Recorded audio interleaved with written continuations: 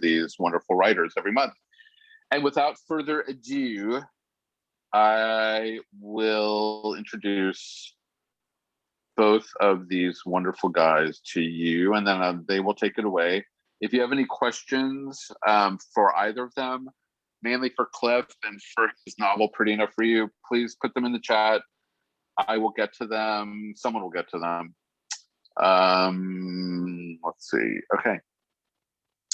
So, Tony Diaz is going to moderate the conversation. I'm going to introduce him first. Can I just mention the skeleton playing the banjo sitting?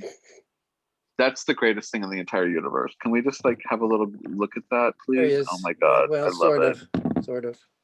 You'll have to play the banjo. Can we have a little banjo playing later? You don't want him to play. We got to hear how you killed the guy to get that, but okay. Yeah. You got okay. evidence of a So Tony Diaz was also inducted. I mean, also Cliff was not also inducted. Cliff has been in the Texas Institute of Letters for a while. So Tony Diaz, this young man, was inducted into the Texas Institute of Letters this year. He's a writer, activist, and professor. El Libro, I'm just going to have you say that. El Libro Traficante. Excellent. Okay. He earned a bachelor's degree in communications from DePaul University and was the first Chicano to earn a Master of Fine Arts degree from the University of Houston Creative Writing Program. That's awesome. He is author of the Nilon Award-winning novel, The Aztec Love God, and is included in Hecho en Tejas, an anthology of Texas Mexican literature. His essays have appeared in the Houston Chronicle, the Texas Observer, and CNN.com, among other publications. Diaz is currently a professor of Mexican American literature and rhetorical analysis in Houston, Texas. He is also a political analyst on What's Your Point, which airs on Fox 26 Houston. We should all write that down. I'll put that in the chat window. He hosts the weekly bilingual radio program Nuestra Palabra, Latino writers having their say on KPFT 90.1 FM Houston. That's 90.1 FM Houston, just so everyone knows. KPFT 90.1 FM Houston. Yes, and in 2012, he made international news when he organized the Libro, I want to get this right, Libro Traficante Caravan to smuggle books banned in Tucson schools back into Arizona. Okay, this is Tony. Now we're gonna do Cliff. Can we how do I get Cliff up there? Arizona. Cliff, say something. Hello? There you go. Yes. Sorry, Tony. So this is our featured writer on the Big Texas Read. His name is Cliff Hudder. He has an MFA in fiction writing from the University of Houston and a PhD in American literature from Texas A&M. He's one of the most famous regional Texas writers around, by the way. That's in parentheses. I added that. In addition to articles on regional and American literature, his short stories have appeared in the Alaska Quarterly Review, the Kenyon Review, the Missouri Review, and other journals. His work has received the Bartolome and Mishner Awards, the Pedden Prize, and the Short Story Award from the Texas Institute of Letters, which inducted him as a member in 2017. Oh, I didn't know you won that. What did you win? What was the story? It was called Misplacement. It was in Alaska Quarterly Review. Oh, cool. His novella, Splinterville, won the 2007 Texas Review Fiction Award, and the Texas Review Press published his novel, Pretty Enough for You, in 2015. Hudder is a professor of English and chair of the Departments of Psychology and Sociology at Lone Star College, Montgomery in Conroe, Tejas. Welcome to you both. We're very, very excited. Let's get the show on the road. Excellent. Wonderful introductions. Thank you. First, anytime. This is the book. We're celebrating. Hey, Cliff, it's great to join you here. I'm really excited about exposing all the decadence in Pretty Enough for You. Mm-hmm. We may even get to a literary reference or two. I'm not sure. I'm not sure because there's so much decadence to get to, but I do want folks to get in the mood. So like I said earlier, I have mixed myself Cuba instead of a Cuba Libre, which is boring, you know. Yeah. This is Cliff. Tell us the name of this awesome drink that is made literary history. I think it's a Cuba Tyrannica, which is like a Cuba Libre, only more oppressive. Exactly. So I've already mixed myself some.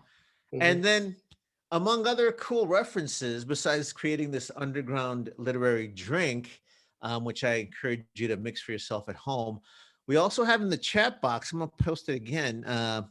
If you're from Houston in the 90s, you may remember an after hours club called Club Sum, which was emo spelled backwards, as explained in the book. And it's prominently featured in Pretty Enough for You. But we've got a little bit of the music there, which I think you describe perfectly. Cliff, this is like a 90s Houston example of decadence. You've got, the well-to-do acting terribly.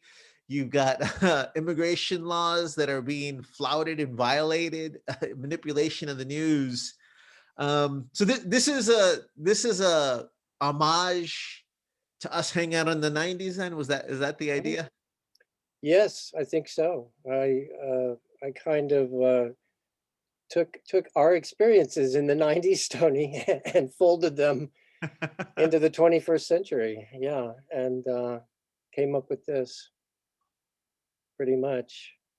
And other it has a lot of seeds or beginning places, I guess, that I gathered together and threw it all in one place and came out with this book. But, Well, yeah. you are one of the best short fiction writers that I know in writing today, and I don't just say it because you were best man at my wedding. No, that's Right. not why. But I know some of the short stories you had published evolved into this as well. Yeah. Tell us a little bit about that and give us kind of the timeline, because this book, it works on so many layers. Like if you just read it, you're going to be laughing. There's plot twists. If you want that, literary references, great use of language. But there's a lot of work behind it that I think might pass the reader quickly. So tell us about the short stories that led up to this and kind of the little bit of how long it took you to get to this point. Well, I usually say, and there's Kelly Patton is here. Hi, Patton. I usually tell people I met this guy. Okay, I actually encountered this guy in around 1995. It was in California. He wasn't a lawyer. He was just a guy. He sat down next to me on a sofa at a party, and every syllable that came out of his mouth was inappropriate.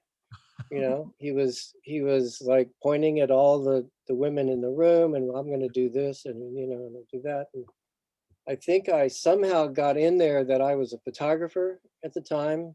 He's like, "Oh, nudes. We do the nudes." So anything, anything you said, and I kind of took him and turned him into a character when I got back to Texas, and just let him go.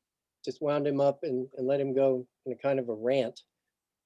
And that was a story called Inappropriate Love. It was in Cream City Review in the 97, something like that. Wow. And that if you ever read it, y'all never will, but if you did, it is like there's no dialogue. If anybody talks, it's just capital letters. So the world is screaming at this guy and he is screaming back. And, so I sort of had him, in my pocket. And then fast forward into the 21st century, and I'm working on my PhD at A&M. And I'm driving to College Station once a week, twice a week. So I decided I'm going to listen to great works of literature and catch up on audiobooks of great literature. Use this time, right? Smart. And so I have The Scarlet Letter, and I'm listening to it, and I'm like, this is slow. I think I could improve on that. And it was basically what we always used to talk about in grad school, delusions of grandeur. I can help Hawthorne out with this. Passionate girl, right? Milk toast Dimsdale that she likes for some reason. Manipulative jerk. Chillingsworth, I think is his name.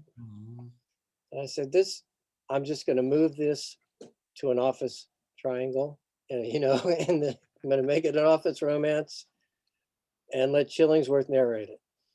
And so that's kind of the buried structure underneath. I don't think anybody would ever know that, but it was helpful to me to try to think of it that way.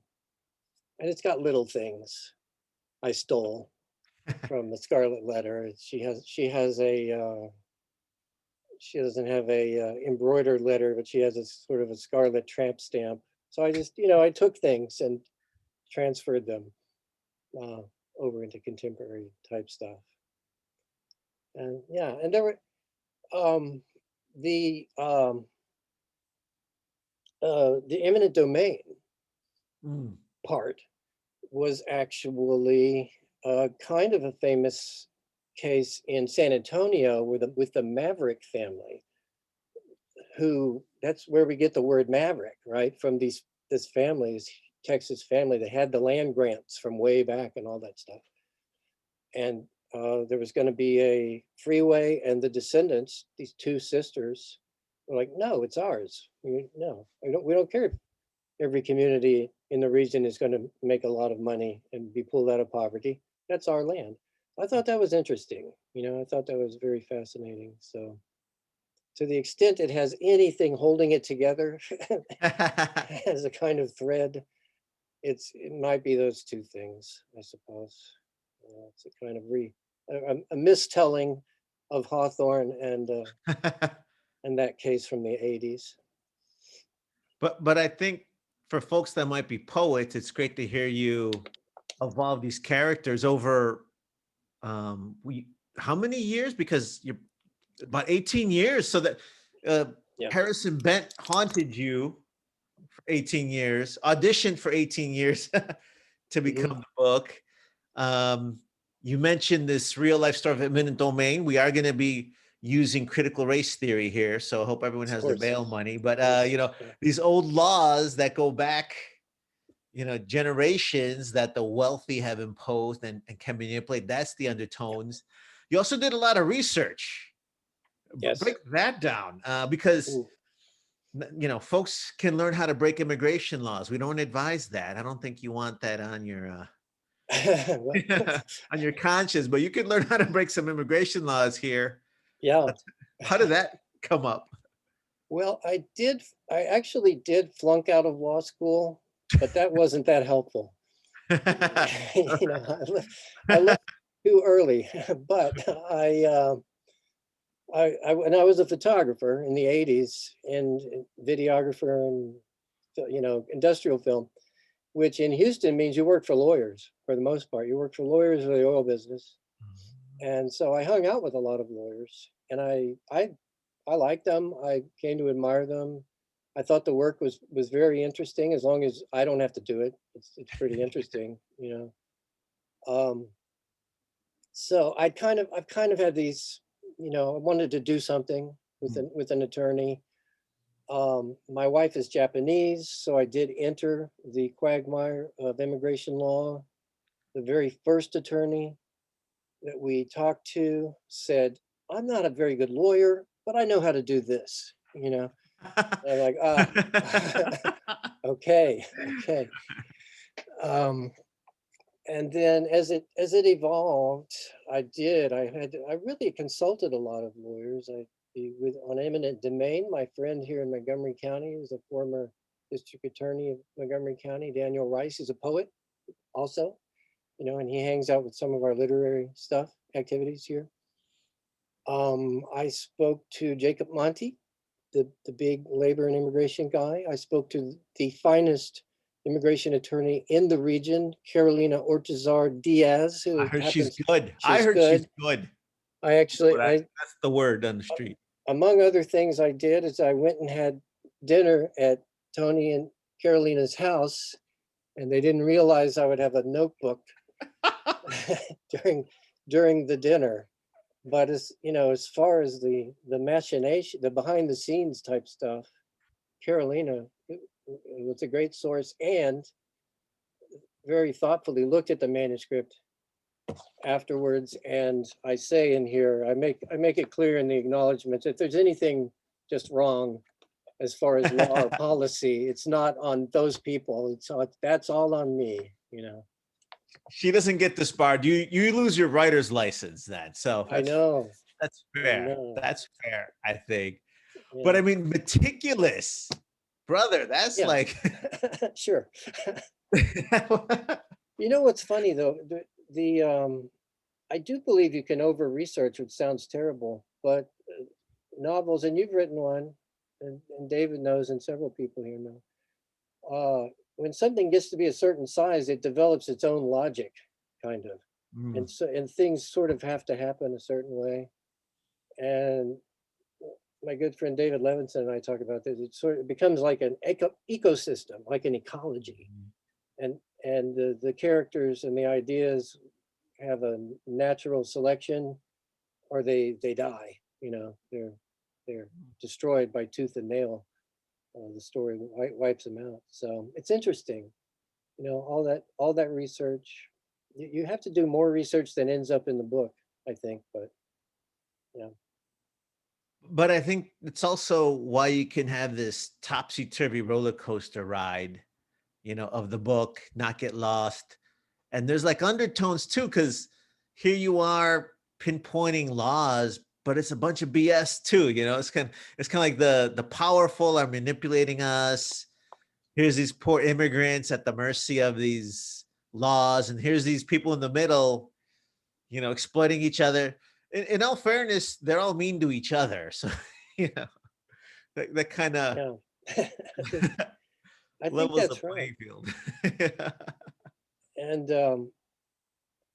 I actually took this into a workshop at Texas A&M. I took an early draft. It was terrible. You know what's funny? You thank Angie Cruz, Angie Cruz, awesome Dominicana writer. I didn't realize she had a role in this. Break that down. That kind of surprised me when I saw that.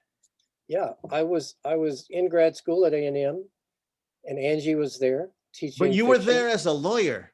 I was there as a literary critic, right? American literature.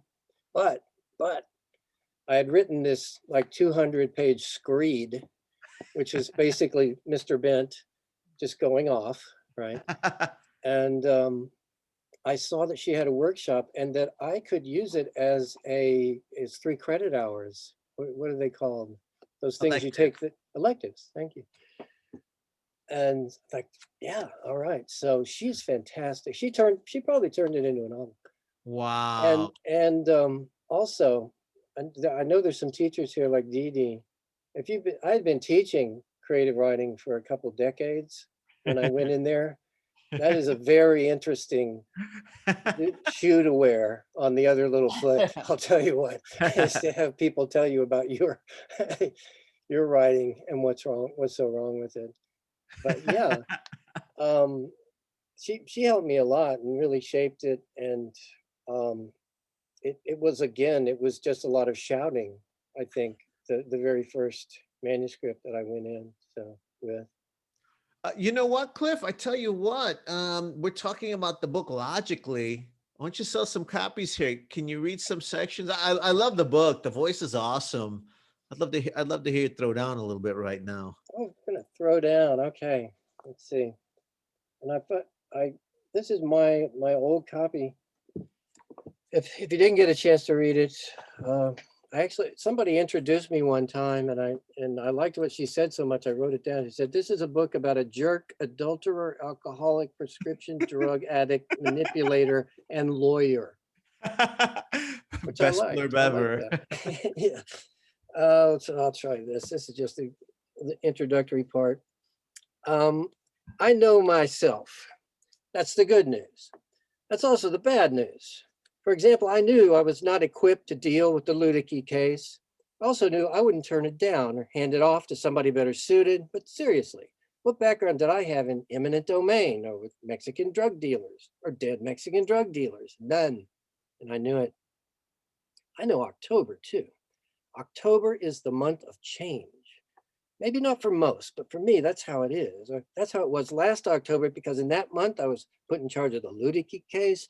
I was hounded by a crazy pyro ghost giant. I got assaulted in Mexico, solved a couple of murders of dead Mexican drug dealers. And let's see, there was a witch involved.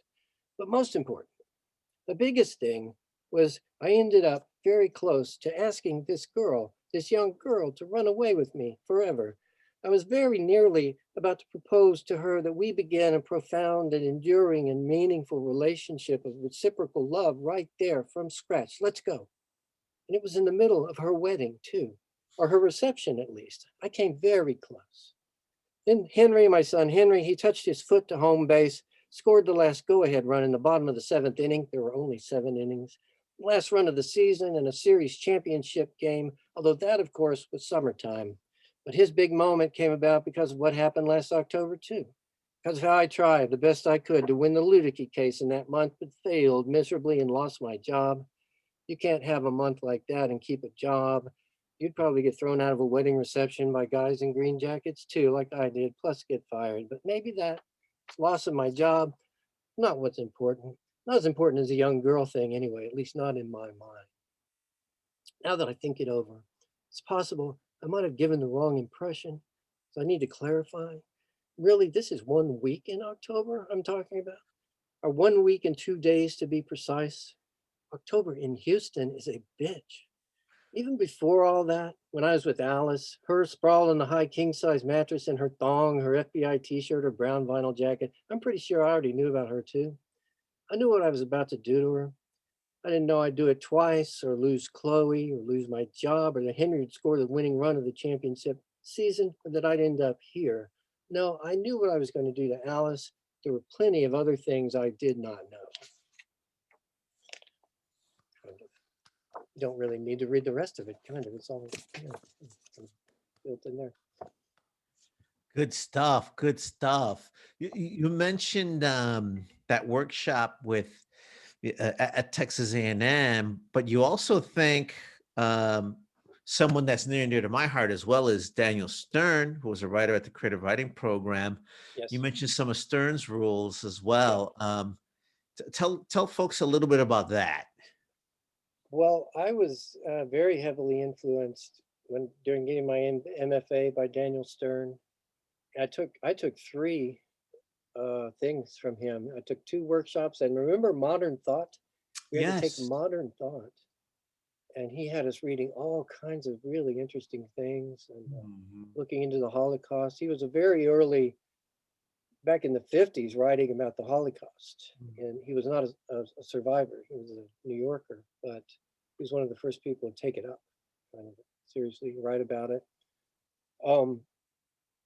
And yeah, Stern's laws, not Stern's rules, Stern's laws. Really, don't you think so? Kind of, he wanted us to be pretty conventional, right? He was always kind of stressing plot and character development, and you know, he didn't use these terms you hear these days. You know, sometimes the Molly's here, like, I think it's inciting incident. You can't pick up a writing magazine without hearing about inciting incident now. But yeah, he wanted you to grab that reader, right? Absolutely, I hear him in my head all the time. I'm working on a novel now, and I hear him, and he's saying things like, "Hey, Hudder, is this going to start pretty soon? You know, I'm reading this thing here. When is it going to get going?" But yeah, I think, incredible guy. What was it? 7 or 8 novels. No degree. He had a high school degree, I think, but he was a polymath and an autodidact, actually. You know, very much self-taught. Worked in the film business. Turned Death in Venice into a movie. Try that.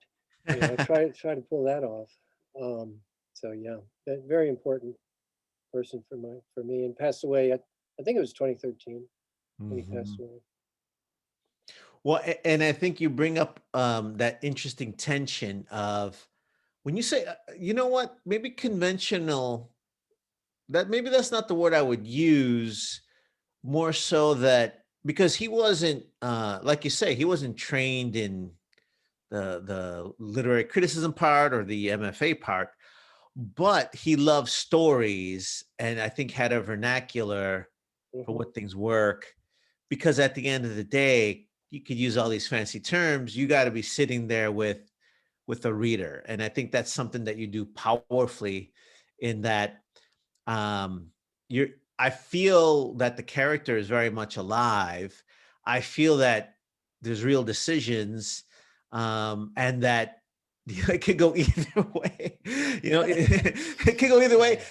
But at the same time, that the character still, very sincere, very honest, has a heart of gold. He may be all the things that that person introduced you said, Yeah. but still has a heart in there. And to me, kind of see that they've been hurt, and not quite recovered from it. But I guess there's plot, cool stuff happens, you get surprised, and even things that seem random have all these multiple effects, like the title. Tell folks about Pretty Enough for You. Tell us a little bit about that title. It's not too complicated, I guess. There is a song by the late Elliott Smith called Pretty Enough, Ugly Before, I think is the title. But in one of the lyrics is, I felt pretty enough for you. I felt so ugly before, I didn't know what to do. Okay. And I think it's an ironic song, as in another case of someone who doesn't feel good about themselves, which I would say applies really to this character. He does not have a pretty life. And he's always kind of like reaching out and trying to find something or some person, right?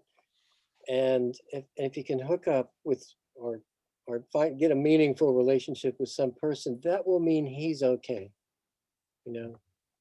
I felt ugly before, but I'm pretty enough for you. So that will be like a kind of salvation thing, and that never works, right? I think, in generally speaking, you can't rely on if you've got something going bad at the core, and some other person isn't going to be able to come along and fix that for you.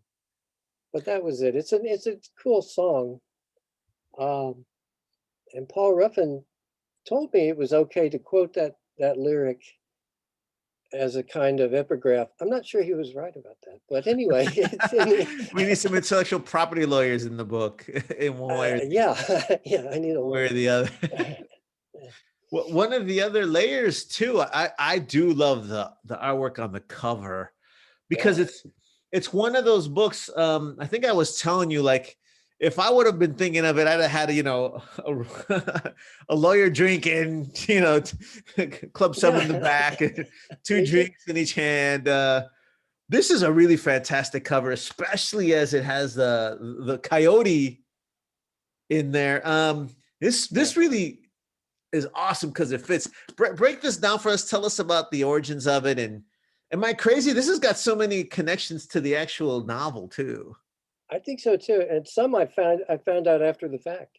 But after you wrote it. Yeah, as far as the design, I love it. And that's Texas Review Press. They're awesome. J. Bruce Fuller over there, and it was Paul Ruffin at the time. But they actually hired a designer, is Nancy Parsons, Dave Parsons' wife. She is a graphic designer, and she did a lot of their books. And they're just really distinctive, I was actually at the Texas Book Fair, sitting there with this book, and I don't know if it's maybe a little unfortunate, but a lot of like 12 and 13-year-olds came up and they saw this cover, like, oh, what's that? Well, you might want to look down the other aisle You got 22 bucks, kid. You got 22 bucks. Go on. Can be Risk him yours. off for a credit card. Can be yours. Yeah. Get your parents to read that to you. But yeah, and she just kind of clued in on that theme. I think thematically, notice he's also screaming too. He's Mhm. kind of howling at the stars or something like that. And the when I was very little, my family took me out to a bar, as families do, in East Texas, and there was like an ice house, and someone had captured a juvenile coyote, and it was in a wire cage, like in the book. And that really struck me, and that always stayed with me. And to see a wild thing, a bit just obviously wild thing, caged up like that, it was very upsetting. So I carried that along, But also the character is he's a mess. He's a total hot mess, breaking rules, and crossing boundaries. But I didn't want him to be unlikable either. You got to in some way be pulling for those kind of characters. I love those kind of characters. I love Will Self in Martin Amis Money, for example, might be the prototype. But yeah, this is in the Southwest. This is the coyote, right? This is the trickster who is always violating norms, but usually accidentally. He's just wandering around, kind of, and a border crosser and all that. So I thought thematically, bringing in that coyote worked with him. And then, is she still here? Oh yeah, Molly Lasco read the book and told me what's really going on. It's great when people do that. This is what did I tell you, Cliff? You said that this character, let me see if I remember exactly. This character is gnawing his own leg off, trying to escape from the cage he built for himself. Yes, that's right. I'm brilliant. Yeah. I thought, yeah, that's it. That's it. You too can get a degree in Cliff Hudder studies. So. Yeah, critical Hudder studies. That'll be a good thing. But and I think that's maybe that's the artist of the book communicating with the artist of the book cover, because even coyotes are what you call smugglers of people. You've got the whole immigration layers in there. Right. You got, and the coyote, I'll say it in English. Coyote, the coyote has the bloodshot eyes, which either scary or pathetic. You know what I mean? Like some days he's just drunken, stupor, pathetic. Other days he's scary. Yeah. On the hill, in that light, the swerving road. The coyotes like the narco trafficantes or the libro trafficantes, transgressors, right? They're all transgressors, but also heroic too. There's all of the songs about them and things like that. So great. It's a great mix. Conflict is what, in my opinion, makes stories work, especially internal conflict. So it's another reason I'm drawn to these kind of people who have a love-hate relationship with themselves, kind of, as characters. Well, and you mentioned the conflict, so people should know that there's a lot of sex, there's fights. I don't think there's a lot of sex. There's a lot of sex that doesn't happen. There's a lot of awkwardness. This is the lawyer in you speaking. So the two bodies touching was not technically sex. You're right. That's right. That's right. Technically, no sex was had. The great, wonderful passion of union. So hard to write about. Much easier, much more interesting to get in the awkwardness and you know, the problems of getting together and all that stuff. So, I mean, I think as a writer, that's I noticed that I have a lot of that kind of thing going on. You People do. don't get together. People do not get together in my stories. Well, I know we had a certain schedule. I'm gonna do. Oh, wait, you have a question. Does the character in your new novel have a love-hate relationship with himself too? I think so. It's Didi. I, I would say it this way. He seems to realize that when he's screwing up, he seems to know that he's doing the wrong thing, and even put himself on alert about that. and then goes right ahead and does exactly, you know, the wrong thing. He'll say to himself, I need to hold back here. You know, I like the scene in Mexico with the police where he said, I'm in Mexico, I need to be careful with these guys, a foreign country, anything could happen. And when they walk up to him, he says, you'll never take me alive. You know, it's, I would call that a kind of love, hate, and, you know, not wanting to belong to a club that would have him as a member, yet also narcissistic in many ways. Yeah. Well, the people have precipitated this question. So then you're working on your next book. Yes. Yes. I am. Title, date. Does that explain all the bar notes behind you? I see little bar note napkin squiggles. Yeah, the Bev naps. Yeah, it's all on Bev naps right now. Yeah. What can you tell us? You know, I have plenty of friends who talk about what they're working on, and they seem to be fine with it. But it makes me very nervous. I'm very superstitious about it, and I don't even put the title on things. I won't put the title on a work until I'm ready to send it to Kelly Patton. Kelly Patton is here. One of my first reliable, they're beta readers. Are there alpha readers also? Because I think she might be an alpha reader. There's Kelly. She runs the Houston Public Library. The entire library system is under her control. No, okay, but anyways, maybe a branch, and she's a great reader. But until that time, you know, when I'm ready to like let go and put it out there, I don't like to talk about it. It's interesting to see this religious pagan side of you. So okay, yeah, I know. You want to protect the muses. That's Yeah. that's fair enough. Well, the other thing, I shouldn't say it this way, but you probably remember from grad school, people who would tell us about their books that they're writing, and it was, you know, go on and on.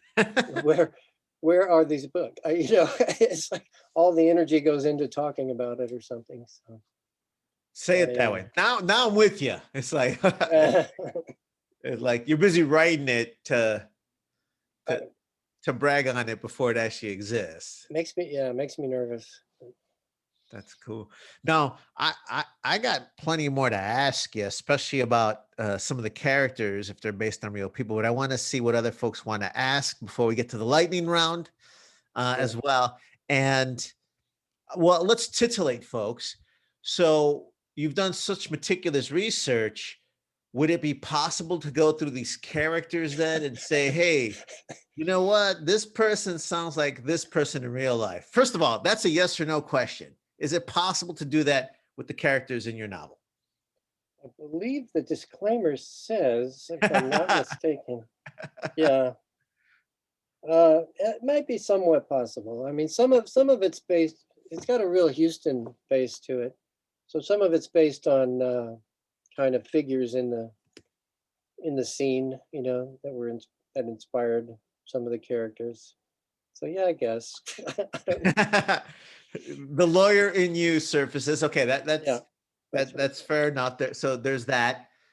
I am gonna make space for folks to ask different questions, and as we wait for them to work up their nerve, because you might You must shock them with your answers. I do want to walk through so many of the different other Houston references because I think you capture that as well. Lumpies.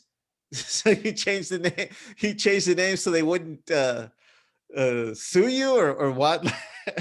Or maybe they would sell the book in the store. So who is Lumpies a reference that you suspect it is? I'm afraid so. I'm blank. What do they call that thing? I'm blanking on it with the squirrel. You're scaring me to say the name. So no, but I think people advised? know. I think everybody knows what it is. It's the giant mega convenience store. The big rat, that big vermin. It's a rat. Yeah, that's right. It's a rat. So Buc-ee's. So Buc-ee, thank you. Sorry, I actually blanked on what it's called. Yeah. I thought you were being coy. I'm like, this guy's really a good lawyer. Like those fascinate me. You know, I mean, it is crazy what's in there. What's in those places. What can you not buy at Buc-ee's? And I'm trying to get my PhD in Cliff Hudder studies because even that, it's like it isn't, but it's not because it's a skewed vision. And those things are huge in Texas because we got these long ass roads. Like, you know, first time I drove to El Paso, which sounded like a great idea at the time. You know, you're in this friggin' state for a friggin' long time. It's great to have a place that's well lit, you know, there's clean bathrooms. So it ties in exactly to your story, which is about eminent domain and roads. Once again, someone is telling me about my book, something I hadn't. Yeah, absolutely. Absolutely. Which is why you kept it. Yeah. And then I recognize this place as 311 Hawthorne. So I'm right. 311 Hawthorne in Montrose. Montrose is prominent in the book, of course. Yeah. Is that 311 Hawthorne?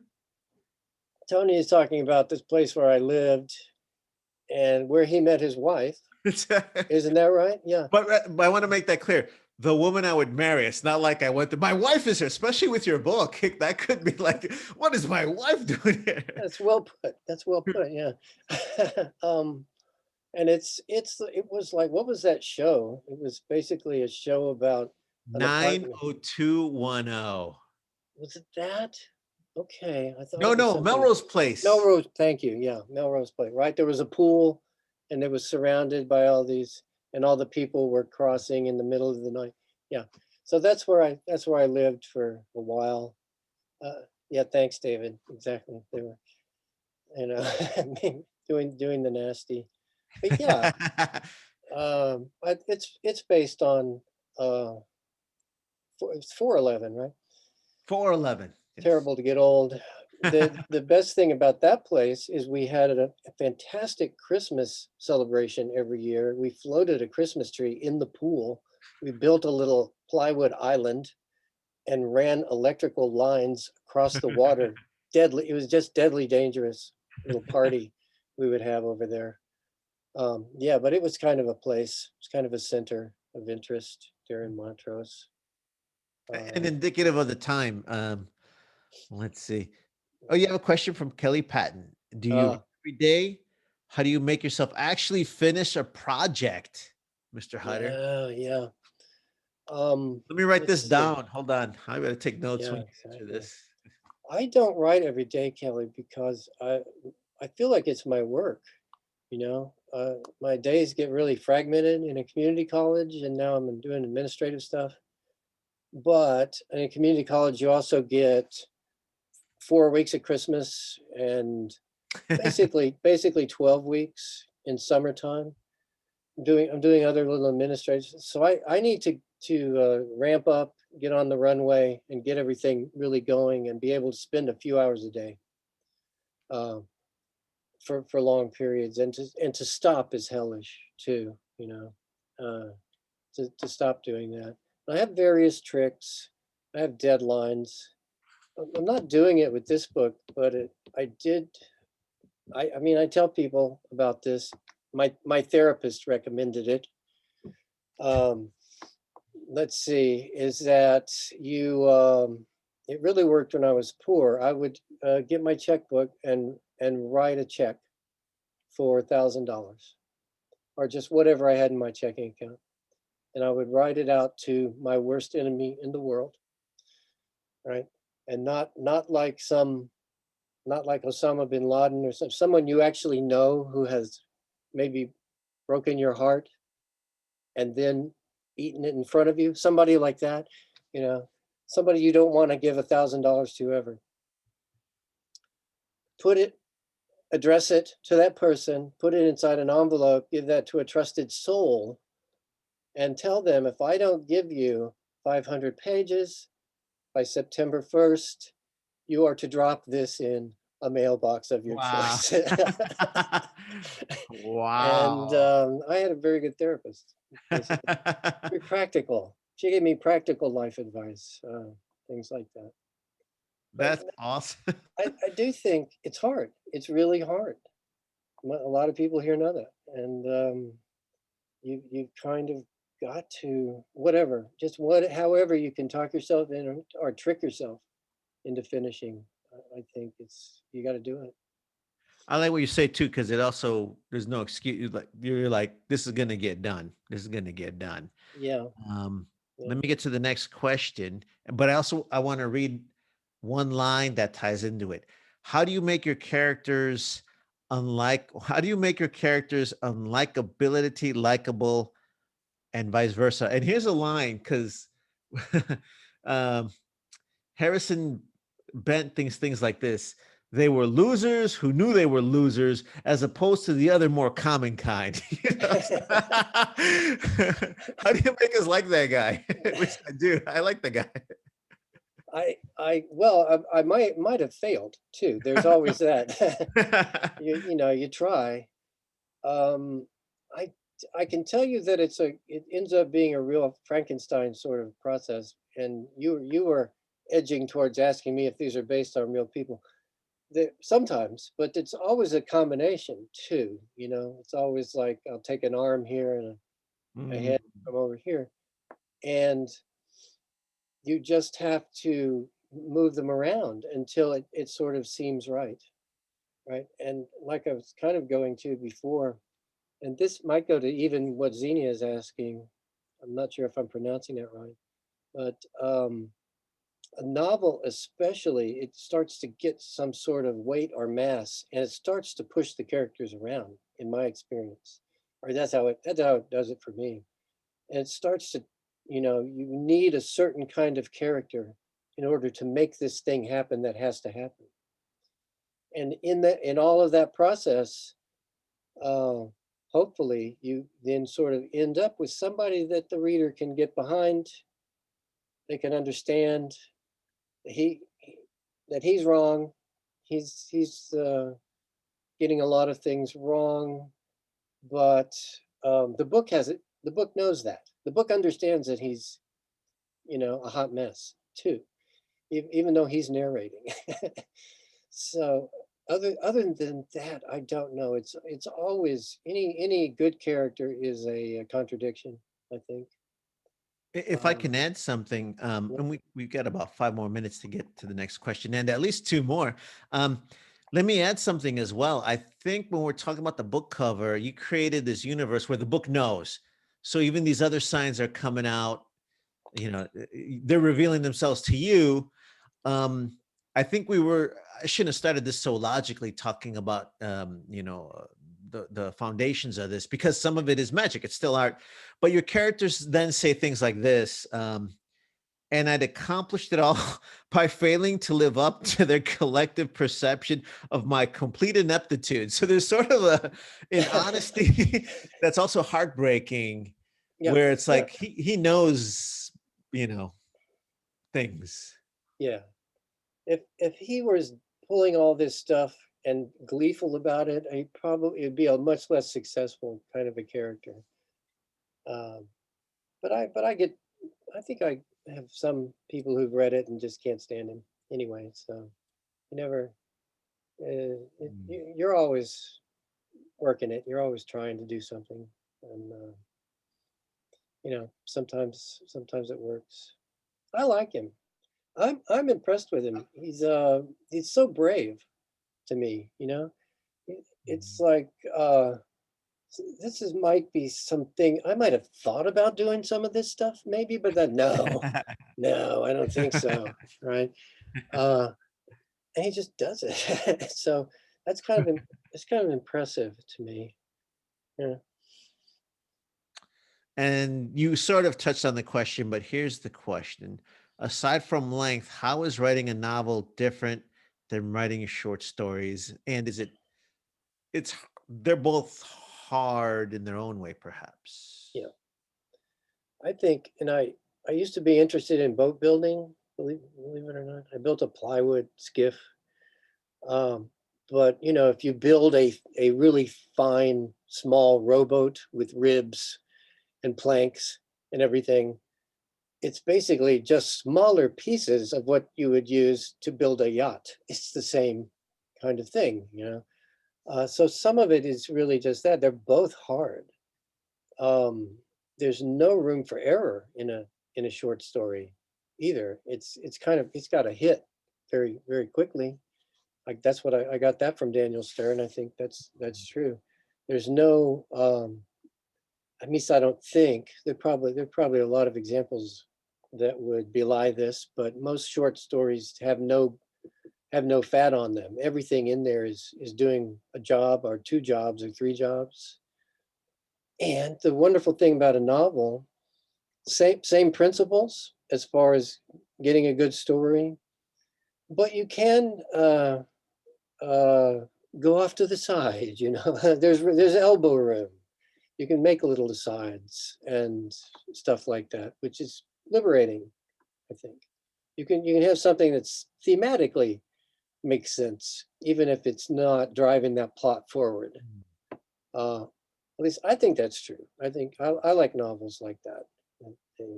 They can, there's some room to be more expansive. I think they're both hard and very similar. I write short stories and I write novels and I write articles about regional literature. Yeah, I'm not the most famous regional. I am a minor regional writer. But if you watched me do it, it would all look the same. I do use bev naps, like you say, little notes on scraps, and I just spread that all out spatially. You know, I try to look at it all and start moving it around in space. So I will do that for a short story. I will do that for this novel I'm working on now. I work on at a community college, so I've got a room that seats 75 people, and there's tables in there, and I can really, you know, just do several chapters worth of stuff. So it's the same, and it's also different. The scale makes it different somehow. That's awesome. Well, I think we've come up on the 8 o'clock marker. Any parting words, Cliff? What didn't we touch on? And I hope folks will pick up the book if they haven't. I really love it. I really loved it. I loved rereading it. It was great to Thank you. sit down with it again. I love. I have to say, I love the cover. I forgot. I wanted to talk a little bit about the cover, but Tony, you got the cover. It's really interesting. I mean, we've all seen a lot of book covers, and Cliff, that's really a great book cover. I mean, it's really. I remember you showed me 2 different ones, and it was so clear that was the book cover. Yeah, you know, that's right. It was so. You know, we've all had editors who are like, "Look, this is what we want to do," and you're like, "Really? No. What are you thinking?" You know, so it's nice. So I mean, it really is a great book cover. It really fits the book so well, and everyone should buy it. If you haven't bought it, go to texasreviewpress.org. I'm not sure how much it is. Is it $22? I don't 14, 16, 22? Must be $22. You used to could get it on Kindle for $2.99, but I think you can get it on Kindle also, but you really want to buy. The cover is a work of art. So, Kim Davis. Nancy Parsons is so talented. Agreed. Truly, it yes. really is. Yeah. Yeah. I'd want her to do my book cover.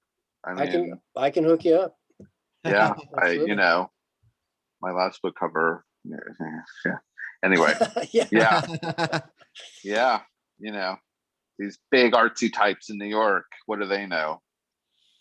Hey. Nothing. Nothing. Zero. Okay. Are any other questions for Cliff? Any for Tony? No? Tony's got a book coming out in about a year. Oh, great. Worth checking into. Thank you. July 2022. Thank you for mentioning that, Cliff. I appreciate it. Congrats. Thank you. The tip What's of the it called? pyramid. What is it? What's it all about? Nonfiction. It's called The Tip of the Pyramid. The subtitle is Cultivating Creative Cultural Capital. And it's gonna spark community movements across Texas, and it's gonna be a action time for folks in the community. So great. If only we look could forward vote. to it. That would be so great if we could. Yeah. Seriously. That's great. Thank you guys. This has been fantastic. Thank you guys for coming. I'm not sure who. Oh, is it Nan? Nan, I think Nan is up in August, I believe. Nan Kuba. Oh, great. You guys should come. Nan is amazing. And did you want to say something, Cliff? Sorry, I cut you off. I was just going to thank you and Tony, and thanks for thank Blake and Alexandra also and their organizations, and for having me, and everybody who came. It's great to see you guys. I really appreciate it. So my pleasure. We loved having you, and Tony, as always, you're the best. I appreciate that. Thank you. Come back anytime. We'll have you on if you want to come. When your novel, I'd love it. When your book comes out, that would be great. We'd love it. Thank you. I'll grill you.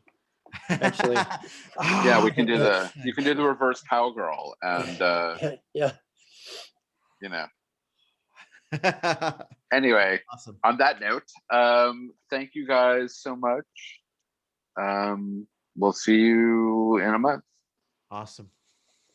I think. Thank you. Yeah. Thanks, everybody. Last. Bye. Talk to y'all later. Bye. Let's see.